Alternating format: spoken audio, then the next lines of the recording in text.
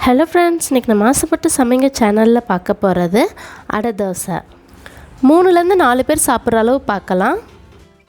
1/4 cup பச்சரிசி, 1/4 cup சாப்பாட்டு அரிசி, 1/4 கப் துவரம்பருப்பு, 1/4 கப் கடலைப்பருப்பு, 1/4 கப் உளுந்தப்பருப்பு. நீங்கள் எந்த கப்பில் அளவு எடுக்கிறீங்களோ அதே கப்பில் தான் எல்லாத்தையும் அளவு எடுக்கணும். நல்லா கழுவிட்டு 8 மணி நேரம் ஊற வச்சுக்கலாம்.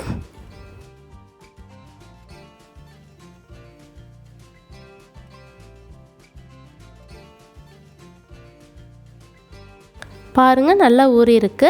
இப்போ நம்ம இதை ஒரு மிக்ஸி ஜாருக்கு மாற்றிக்கலாம்.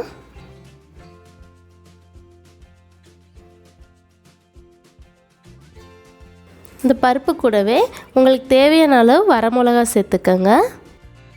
1/2 டீஸ்பூன் சோம்பு. இதெல்லாம் சேர்த்து நைஸாக அரைச்சிடாமல் கொஞ்சம் கொரன்னு இருக்கிற மாதிரி அரைச்சிக்கோங்க.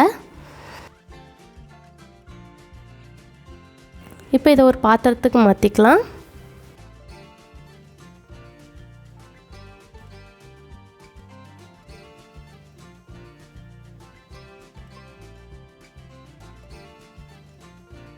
ஒரு பெரிய சைஸ் வெங்காயத்தை பொடியாக கட் பண்ணி வச்சுருக்கேன். மல்லித்தழை கருவேப்பிலை 2ஐயும் பொடியாக கட் பண்ணி சேர்த்துக்கலாம். உங்களுக்கு வேணும்னா பச்சை மிளகாவும் பொடியாக கட் பண்ணி சேர்த்துக்கலாம். நான் இன்றைக்கி சேர்க்கலை. உங்களுக்கு தேவையான அளவு உப்பு,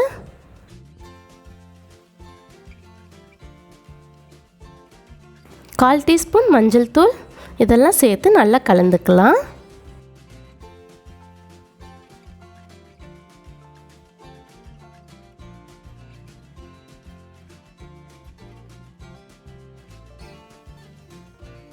அவ்வளோதான், நம்ம அடை தோசை மாவு ரெடி ஆயிருச்சு. கல் நல்லா சூடானதும் ஊற்றுங்க.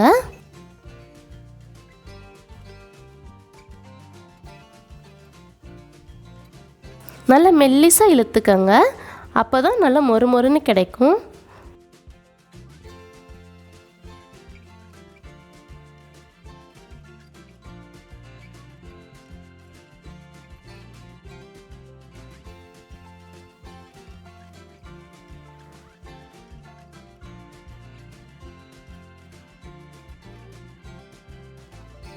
ஒரு பக்கெட்டு வெந்ததும் நம்ம திருப்பி போட்டுடலாம்.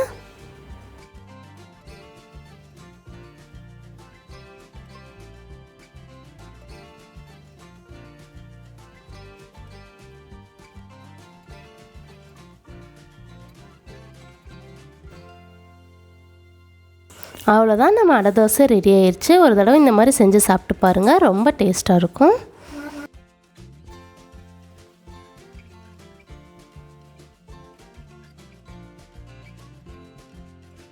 பாருங்கள், தோசை எவ்வளோ கிறிஸ்பியாக இருக்குன்னு. இந்த வீடியோ பிடிச்சுன்னா இந்த வீடியோக்கு ஒரு லைக் பண்ணிடுங்க.